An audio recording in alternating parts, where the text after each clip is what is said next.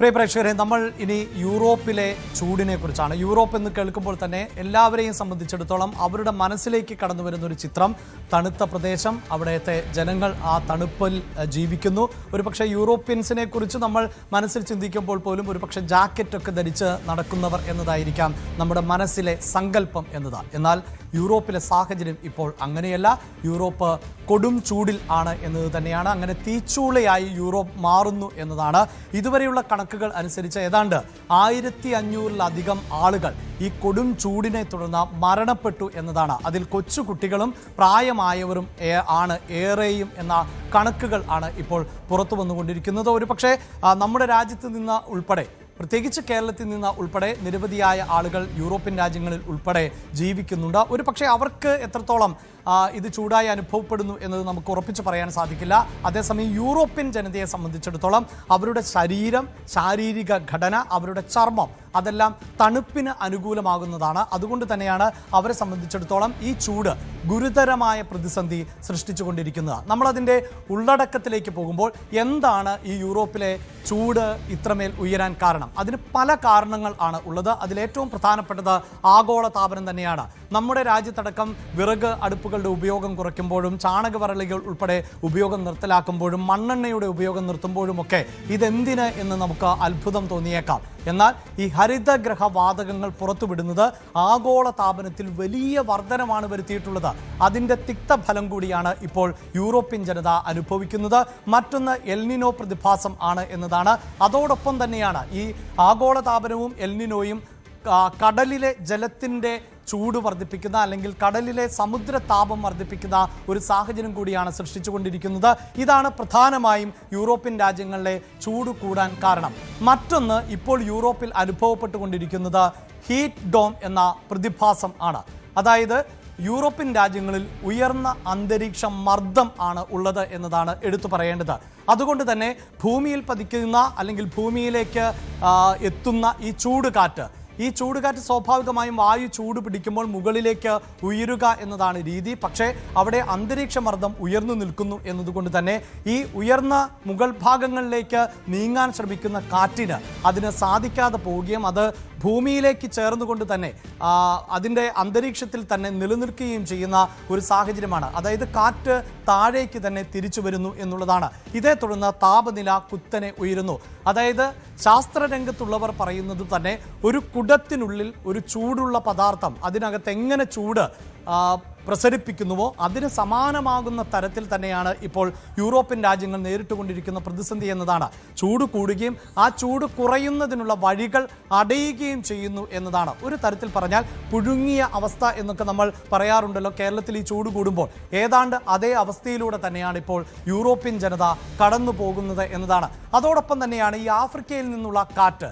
നമ്മളൊരു പക്ഷേ ഡൽഹിയിലെ കാലാവസ്ഥാ മലിനീകരണവുമായി ബന്ധപ്പെട്ടാണ് ഇതിന് സമാനമാകുന്ന ഒരു സ്വഭാവം ഉണ്ടാകുന്നത്. ഹരിയാനയിലെയും പഞ്ചാബിലെയും ഒക്കെ കർഷകർ വിളവെടുപ്പിന് ശേഷം വ്യാപകമായി അവരുടെ കാർഷിക വിളകൾ കത്തിക്കുകയും ആ പുക കാറ്റിനോടൊപ്പം ഡൽഹിയിലേക്ക് എത്തുകയും അങ്ങനെ അവിടെ മലിനീകരണം സൃഷ്ടിക്കപ്പെടുകയും ചെയ്യുമെങ്കിൽ ഇവിടെ ഇതാ വടക്കേ ആഫ്രിക്കൻ രാജ്യങ്ങളിൽ നിന്ന് പോർച്ചുഗൽ, സ്പെയിൻ വഴി എത്തുന്ന ഈ കാറ്റ്, അതാണ് വലിയ തോതിൽ യൂറോപ്യൻ രാജ്യങ്ങളെ ഇപ്പോൾ പ്രതിസന്ധിയിലാക്കുന്നത്. ഈ കാറ്റ് ഉഷ്ണക്കാറ്റാണ് എന്നതുകൊണ്ട് തന്നെയാണ് ഇപ്പോൾ ചൂട് വർദ്ധിക്കുന്നത് എന്നുള്ളതാണ്. ഇനി ഇതാ ഈ രാജ്യങ്ങളുടെ പട്ടികയിലേക്ക് പോകുമ്പോൾ ഇപ്പോൾ ഏറ്റവും കൂടുതൽ ചൂട് അനുഭവപ്പെട്ടുകൊണ്ടിരിക്കുന്ന രാജ്യങ്ങളിലേക്കാണ്. ആ രാജ്യങ്ങളുടെ പട്ടിക ഇപ്രകാരമാണ്: France, UK, Spain, Germany, Italy, check republic, Poland. ഈ രാജ്യങ്ങളിൽ ആണ് ഇപ്പോൾ ഏറ്റവും കൂടുതൽ ചൂട് അനുഭവപ്പെട്ടുകൊണ്ടിരിക്കുന്നത് എന്നതാണ് എടുത്തു പറയേണ്ടത്. ഇവിടെയുള്ള ജനങ്ങൾ ആണ് ഏറ്റവും അധികം ദുരിതത്തിൽ ആയിട്ടുള്ളത് എന്നതുകൂടിയാണ് സൂചിപ്പിക്കേണ്ടത്. അതോടൊപ്പം നമ്മൾ മറ്റു വിശദാംശങ്ങളിലേക്ക് പോവുകയാണ്. അതായത് ഓരോ രാജ്യങ്ങളെയും സംബന്ധിച്ചിടത്തോളം അവർ നേരിട്ടുകൊണ്ടിരിക്കുന്ന പ്രതിസന്ധി എന്താണ്? യൂറോപ്യൻ രാജ്യങ്ങളിൽ ഏറെയും ഇപ്പോൾ റെക്കോർഡ് ചൂടിലൂടെയാണ് കടന്നു പോകുന്നത് എന്നതാണ് എടുത്തു പറയേണ്ടത്. ഇവിടെ ശ്രദ്ധിക്കുക, അതായത് ഈ പറയുന്ന രാജ്യങ്ങൾ, ഈ രാജ്യങ്ങൾ എല്ലാം തന്നെ പൊതുവിൽ ശൈത്യകാലത്തിന് അനുകൂലമാകുന്ന സാഹചര്യത്തിലുള്ള ജീവിത രീതിയാണ് അവർക്ക് ഉള്ളത്. അങ്ങനെയുള്ള ജീവിത രീതിയിലൂടെ കടന്നു പോകുമ്പോൾ ആണ് ഈ പ്രതിസന്ധി നേരിടുന്നത്. ഇപ്പോൾ തന്നെ ഫ്രാൻസിൽ 43 ഡിഗ്രി സെൽഷ്യസ് ആണ് അവിടുത്തെ ചൂട് എന്നതാണ്. ചെക്ക് റിപ്പബ്ലിക്കിൽ 41.9 ഡിഗ്രി എന്നതാണ് ചൂട്. Germany 41.7, Poland 40.5, UK 36. 36 degree Celsius. ഈ നിലയിൽ, അതായത് ഈ ചൂട് എന്ന് പറയുന്നത് സ്വാഭാവികമായും വിവിധ രാജ്യങ്ങളിൽപ്പെട്ട ജനതയെ സംബന്ധിച്ചിടത്തോളം അവരുടെ ജീവിത രീതികൾക്ക് പൊരുത്തപ്പെടാൻ പറ്റാത്ത ചൂടാണ് എന്നതാണ് എടുത്തു പറയേണ്ടത്. അങ്ങനെയുള്ള ചൂടിലൂടെ ആണ് അവർ കടന്നു പോകുന്നത്. ഈ ഒരു പശ്ചാത്തലത്തിൽ കൂടിയാണ് ഇപ്പോഴത്തെ ജനങ്ങൾ അവിടെ വലിയ പ്രതിസന്ധി നേരിട്ടുകൊണ്ടിരിക്കുന്നത്. ഇനി ആ പ്രതിസന്ധിയുടെ ഉള്ളടക്കത്തിലേക്ക് വരുമ്പോൾ അവർ നേരിടുന്ന പ്രധാനപ്പെട്ട വിഷയം എന്നത് യൂറോപ്യൻ രാജ്യങ്ങളിലെ നദികൾ ഇപ്പോൾ വറ്റി വരളുന്ന ഒരു സാഹചര്യം ആണ് ഉണ്ടാകുന്നത്.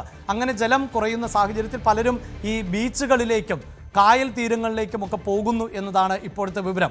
അവിടെ ഇതാ മറ്റൊരു പ്രതിസന്ധി ഉണ്ടാകുന്നത് ഈ ബീച്ചുകളിലും കായൽ തീരങ്ങളിലുമൊക്കെ കൂടുതൽ ആളുകൾ വന്നതോടെ വൈറസ് വ്യാപനം വ്യാപകമാകുന്നു എന്നുള്ളതാണ്. അതായത് ഗുരുതരമായ ചർമ്മ പ്രശ്നങ്ങൾ ഉണ്ടാക്കുന്ന ആന്തരികമായ അസുഖങ്ങൾക്ക് പോലും കാരണമാകുന്ന തരത്തിൽ ഈ മേഖലകളിൽ വൈറസ് വ്യാപിച്ചു എന്നുള്ളതാണ്. അവിടെ അസുഖങ്ങൾ ഇപ്പോൾ വ്യാപിക്കുന്ന സാഹചര്യം ആണ് ഉള്ളത്. ഇവിടെയെല്ലാം നമ്മൾ നമ്മുടെ രാജ്യത്തെ ജനതയുമായോ കേരളവുമായോ ഒന്നും താരതമ്യം ചെയ്യരുത്. കാരണം നമ്മുടെ ശാരീരിക ഘടന, നമ്മുടെ ചർമ്മം, നമ്മുടെ ജീവിത രീതി ഇതെല്ലാം നമ്മുടേതായ കാലാവസ്ഥയ്ക്ക് അനുകൂലമാകുന്ന സാഹചര്യമാണ്. അങ്ങനെയുള്ള നമുക്ക് കേരളത്തിൽ താപനില ഉയരുമ്പോൾ പോലും വലിയ പ്രതിസന്ധിയെങ്കിൽ അതിൻ്റെ 10 മടങ്ങ് പ്രതിസന്ധിയാണ് യൂറോപ്പിലുള്ളവർ ഇപ്പോൾ നേരിട്ടുകൊണ്ടിരിക്കുന്നത്. മറ്റൊന്ന് എന്നത് ഗതാഗതം പ്രതിസന്ധിയിലാകുന്നു എന്നുള്ളതാണ്. അതായത് ഇപ്പോൾ ഈ യൂറോപ്പിൽ നിന്നൊക്കെയുള്ള ദൃശ്യങ്ങൾ വരുമ്പോൾ പല വാഹനങ്ങളും ചൂടിൽ വിണ്ടു കീറിപ്പോകുന്ന അവസ്ഥയുണ്ടാകുന്നു. വാഹനങ്ങൾക്ക് കേടുപാടുകൾ സംഭവിക്കുന്നു. പലയിടത്തും റോഡിൽ സഞ്ചരിക്കുന്ന വാഹനങ്ങളുടെ ടയർ ചൂട് കൊണ്ട് പൊട്ടിപ്പോകുന്നു. ചിലയിടങ്ങളിലെങ്കിലും ഈ ടാർ തന്നെ ഉരുകിപ്പോകുന്ന സാഹചര്യം ഉണ്ടാകുന്നു എന്നുള്ളതാണ്. അങ്ങനെ ഗതാഗതം വലിയ പ്രതിസന്ധിയിലായിട്ടുണ്ട്. പല രാജ്യങ്ങളും അടിയന്തരാവസ്ഥ പ്രഖ്യാപിക്കുന്നു, റെഡ് അലർട്ട് പ്രഖ്യാപിക്കുന്നു, സ്കൂളുകൾ അടച്ചിടുന്നു എന്നുള്ളതാണ്. മറ്റൊന്ന് തൊഴിൽ മേഖല നേരിടുന്ന പ്രതിസന്ധിയാണ്. ഈ ചൂടുകാലത്ത് യൂറോപ്യൻ ജനതയ്ക്ക് അവർക്ക് തൊഴിൽ ചെയ്യാൻ പറ്റാത്ത ഒരു പശ്ചാത്തലം ആണ് സൃഷ്ടിച്ചിട്ടുള്ളത് എന്നതാണ്. ഇങ്ങനെയുള്ള ഗുരുതരമായ പ്രതിസന്ധിയിലൂടെയാണ് ഇപ്പോൾ യൂറോപ്യൻ രാജ്യങ്ങൾ കടന്നു പോകുന്നത്. അതോടൊപ്പം എടുത്തു പറയേണ്ടത് ഈ ആഗോള താപനം ഉൾപ്പെടെ ചൂടിന് കാരണമാകുന്നു എന്ന് പറയുമ്പോൾ ഇനിയുള്ള ഈ സൂചന എന്നത് ലോകരാജ്യങ്ങൾക്കെല്ലാം ബാധകമാകുന്ന ഒന്നാണ്.